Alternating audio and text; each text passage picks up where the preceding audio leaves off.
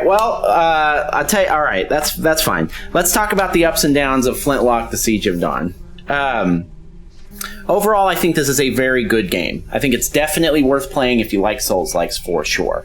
And, you know, a lot of people throw that Souls-like title around. I think there are different levels of that.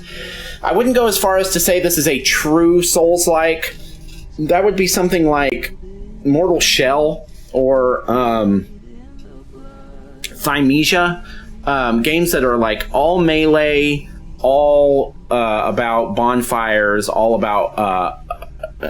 actually, Mortal Shell's more so because it's an open world. Thymesia's more linear. But, like, there are some that are really Souls-like. Like, they've got all the attributes. And then there are some, like, Remnant that I wouldn't even call a Souls-like. They have a bonfire system and a corpse run, and that's about it. But the combat isn't really Souls-like when you're pumping 300 rounds into something from 100 yards away. That's not Souls-like to me. This game has guns, but they're more like Bloodborne. They're not exactly like that, but they're a lot closer to Bloodborne than Remnant. I would say this is like 75% Souls-like. It's got bonfires, it's got a leveling current. Well, it's got kind of a leveling currency. It's got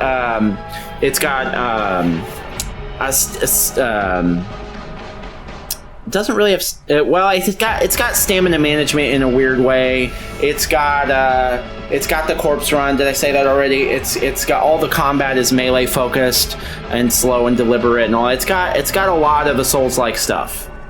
Not all of it, but it's got a lot of it. It's a little too linear to really be a Souls-like, like true Souls-like. And it's the way that upgrading works isn't very Souls-like because you don't have levels. You have skills that you spend your currency on, but you don't really have levels. In any case, just all that to say, Souls-like is one of my very favorite genres. Some of my very favorite games of all time are Souls-like Sekiro, Elden Ring, Demon Souls, Dark Souls. I love all of those games, and I think if you come in with that mentality that you like those games, you're going to have a good time. Probably the highlights are just the exploration and the combat with regular enemies. We'll get to the boss fights in a second. But just exploration and going around killing enemies and getting more currency and finding health upgrades and ways to improve your get better gear, better loot, things like that. I think that's probably the high point of it, and it's really fun when you're just walking around exploring areas, finding health upgrades like max health upgrades and stuff like that in the world. I think that's probably it at its best. One of the other things that I think this game does very, very well is chests. Loot in general, I think, is okay. It's not a rarity. It's technically the loot has rarities, but it increases in rarity when you upgrade it. You're not gonna get a legendary drop off of a boss in this game. The weapon that I beat the game with was one I got in the first half hour of the game. But I upgraded it a few times. But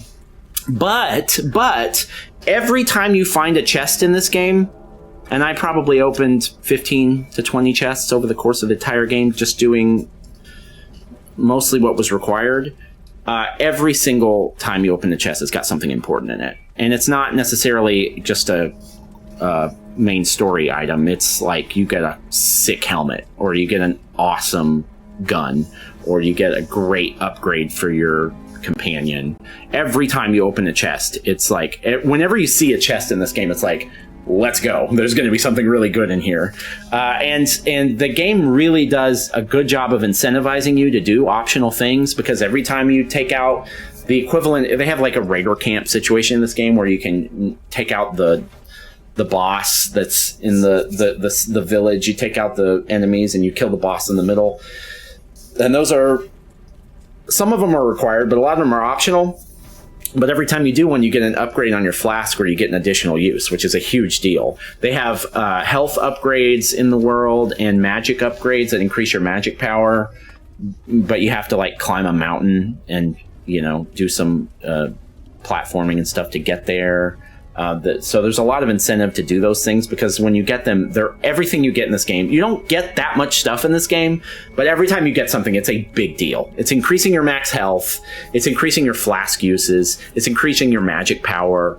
When you walk up and get wood off the ground, because you have like craftable resources in this game, like wood, iron, sulfur. Just getting 5 wood is a huge deal, because it takes maybe 10 wood to upgrade your weapon, plus, some iron or something. But like, even just getting wood and iron off the ground in this game is a big deal. So like, the way that the item and gear progression works in this game, even though there's not really a lot of gear per se, it's still really satisfying. So they did a really good job with that. As far as critiques, the combat is 7 out of 10.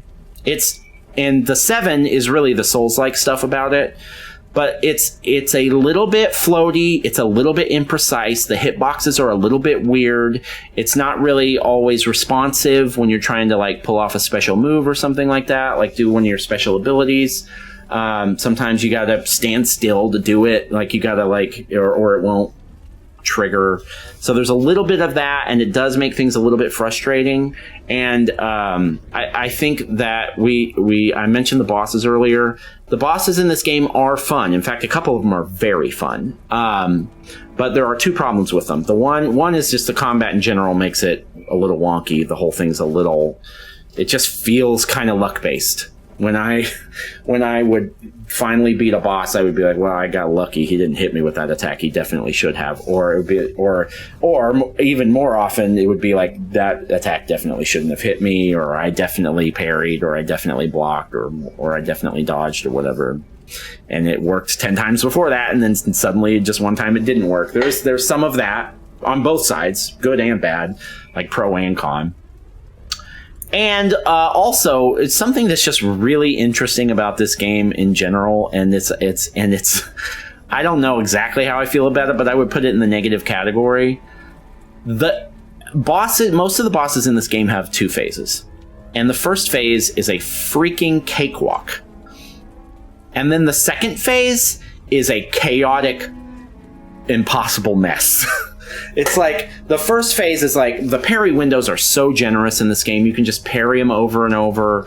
You can charge your attacks. If you use like some of your heavy attacks that you can unlock, they don't do a lot of damage. Let's get to that in a second. But you can get to where you can master those first phases pretty easily, especially since you're doing them a lot, because the second you get to the second phase, it's just like lightning goes everywhere, and suddenly he's like, things shooting beams all across it. It just gets nuts. As soon as the second phase starts, with pretty much every boss, every major boss, there is a second phase that starts, and it's just a shit show, and he'll just kill you immediately.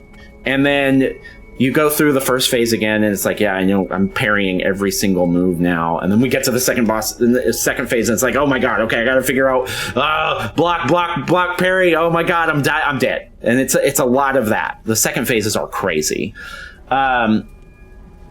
So there's that. There's the phase disparity, which I guess it's not objectively bad. It's an interesting choice, but I don't personally like it, because it makes you feel like the first phase is boring. And then the last thing is that the bosses in this game, before you get to that second phase, there's this system in this game where before you get to the second phase, in the first phase, they have like poise built up, or you have to break their gauge. Like, it's kind of like a Sekiro stamina thing. But before you break it, they're basically just not taking damage. I mean, you're hitting them for maybe 1% of their health every time you swing your weapon. And so it takes forever. And you've mastered the first phase, so you're just parrying, charge attack, parrying, dodge, charge attack, parry. And then and you do that for like minutes and minutes. And then second phase, and then when the second phase starts, they take more damage. but they're also a lot. I mean, they're not that hard to hit. Suddenly, everyone is a glass cannon. It's like everything is a tank in the first phase. They don't hit you that hard. You don't hit them very hard. You're just chipping away at them. They're chipping away at you. It takes forever. And then the second phase starts, and it's like everyone's defense is 0 and everyone's attack is 100. And it's just who can wipe the other one out first. I don't think if you're trying to like master a game like this, I think it's not as satisfying to try and do that when the second phases are so chaotic. So I didn't love that. But this game does have despite all that, this game does have a couple of boss fights that I thought were really, really fun. Other than that, as far as critiques, there's nothing really else. The combat's a little floaty and the boss fights are weird. That's pretty much it. I mean, everything else about this game is... The only other gripe, I would say, this isn't a gripe for me, but I could see this being a problem for other people, is it's quite short. The game's not very long. If you want to spend 25 hours in this game, you probably could. But I kind of took my time for the first 6 hours or 5 hours of this game. I could have done the first 5 hours of this game in probably an hour. And you know what? I'm curious to know if they have a how long to beat score yet. Because I bet it's under 10 hours. 5! Main story only. This game is a main story of 5. So apparently, completionist runs only 14. I bet you could spend longer in this game if you wanted to. Because there was a lot of optional stuff I didn't do. In any case, I did really enjoy the game. As a Souls-like fan, I think this is definitely... If you're just one of those people that just play Souls-likes, you should play this game. If you're one of those people that just really enjoys a good Souls-like, this isn't 100% a Souls-like, but it's like 80% a Souls-like, and it's a very fun game. It's a very fun overall. All right. So... last couple orders of business here. The bottom center of the screen says that we have beaten 69 games in 2020, 68 games in 2024, and 515 since we started doing this in 2020. Let's update those. We've now beaten 69 games in 2024. Nice. And we've now beaten 516 games since we started doing this. All right, great. And last order of business, Flintlock: The Siege of Dawn. It's been fun. But we have now seen the credits through, and we have completed you, so we are now going to delete you from our console and never play you again. Thank you. Love you. That was fun. Enjoyed you.